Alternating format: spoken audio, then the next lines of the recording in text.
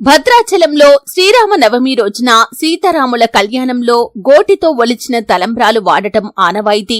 ఈ గోటి తలంబ్రాల దీక్షలో పాల్గొనేందుకు కొన్ని ధార్మిక సేవా సంస్థలకు చోటు కల్పించారు.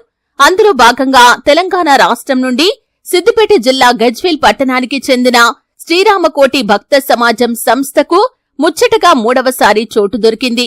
250 కిలోల గోటి తలంబ్రాలకు ఉపయోగించే వడ్లకు ప్రత్యేక పూజలు జరిపి రామకోటి రామరాజును దేవస్థానంలో ఘనంగా సన్మానించి వడ్లు అందజేశారు. భద్రాచల దేవస్థానం ఏఈఓ శ్రావణ్ కుమార్ ఈ సందర్భంగా శ్రావణ్ కుమార్ మాట్లాడుతూ రామకోటి రామరాజు దాదాపు 26 సంవత్సరాల నుండి చేస్తున్న నిర్విరామ కృషి పట్టుదల అమోఘమని అన్నారు.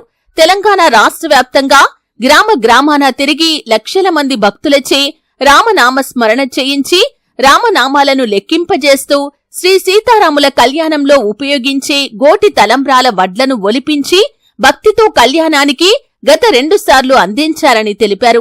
గోటి తలంబ్రాలు అందజేసే బృహత్తర కార్యక్రమం చేపట్టి పలువురికి ఆదర్శంగా నిలుస్తున్నారని, రామనామమే శాశ్వతమని, రామనామాన్ని లిఖింపజేస్తూ ప్రజలను భక్తి మార్గం వైపు పయనించే విధంగా ప్రయాణం సాగిస్తున్న రామకోటి రామరాజును ఆనాడే మరో భక్త రామదాసుగా అభినందించామని అన్నారు. అనంతరం రామకోటి రామరాజు మాట్లాడుతూ భద్రాచలం ఆలయం వారికి ప్రత్యేక ధన్యవాదాలు తెలుపుతూ గోటి తలంబ్రాల కార్యక్రమంలో మమ్మల్ని భాగస్వాములను చేయటం సంతోషంగా ఉందని, మా గజ్వేల్ ప్రాంత భక్తుల కోరిక మేరకు 250 కిలోల వడ్లు తీసుకుని వెళ్లటం జరుగుతుందని, త్వరలోనే కోటి తలంబ్రాల దీక్ష కార్యక్రమానికి శ్రీకారం చుట్టటం జరుగుతుందని అన్నారు.